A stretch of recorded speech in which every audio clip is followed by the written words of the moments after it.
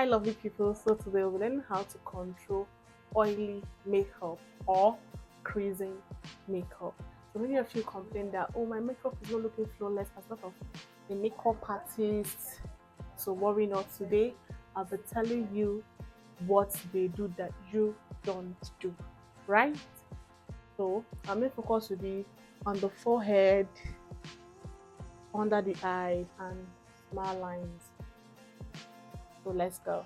So kindly ensure that you moisturize your face before any other product is going into your face. Kindly moisturize properly, right?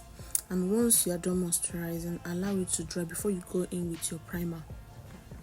Note, you can use any moisturizer of your choice, okay? Apply your moisturizer generously. You can never go wrong with moisturizer. Yes, you heard me. So next thing is your primer. I'm using a Legel primer, and this is hydrating primer. I'm using this hydrating primer because I only apply it because I don't have like oily skin.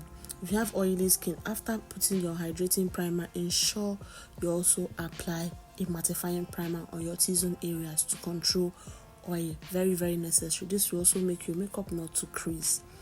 Alright? And know that primers don't go under the eyes. Please take notes. If you're just seeing my video for the very first time, I always say it on all my makeup videos. Next up, I'm applying my foundation with my damp beauty blender. Ensure that your beauty blender is damp before you use it to apply your foundation. And if you have dark circles under your eyes or any hyperpigmentation on your eyes, please, you can color correct before you apply your foundation. Please take note of that, right? And blend very well. Use your setting spray to set the foundation to lock it in, right? This will help to control the oil, okay? Next is applying my cream blush. If you know me very well, I love cream blush. While your makeup is getting oily too quick, there is always one step you mix in your concealer application, so which I'm going to tell you, which is spraying your concealer before you blend it out. So when you are done with your concealer application, do not miss to spray with your setting spray before blending it out. Alright, when you spray, allow it for like a minute and then blend the concealer in. What this does is that the setting spray is locking in your concealer, and I want you to know that the fastest product to produce oil on your face is concealer. So what you are doing with the setting spray is controlling the excess oil that the concealer would have given you after a couple of hours. This setting spray basically locks in the concealer and helps to control the oil, thereby controlling the excess oil that your concealer would normally give. Let me know if this process is what you would try doing. Because I did not teach you anything though. Don't forget to share my videos. Please kindly subscribe. Watch my other videos. Please share my videos. Thank you. So next up is I'm doing my cream contour. I always say for every cream process you did on your face, also do the powder process. Okay? It's very, very necessary. It will give you a flawless finishing afterwards.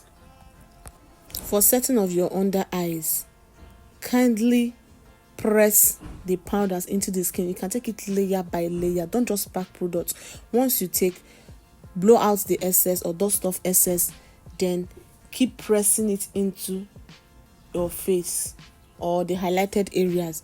What you need to do is to make sure that it looks flawless, like there's nothing like creasing or anything. That if you touch that place and it's like powdered, like it's very clear, nothing happened, that's when you know that you've done a good job.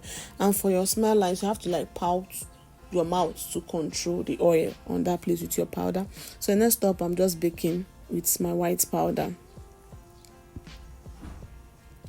After the baking process, the remaining powder on my beauty blender, I can use it on my chin and on my forehead and also on the smile lines, right? Now over to powder contour. for my nose. For this application, you have to use like a fluffy brush, like a little fluffy brush, not big, so that you can be able to achieve what you are looking for, right?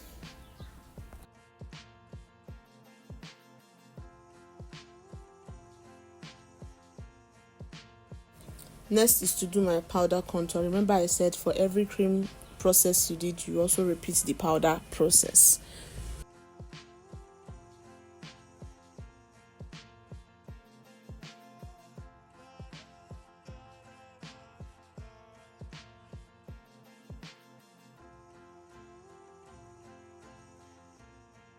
Next, I will apply a finishing powder on my entire face.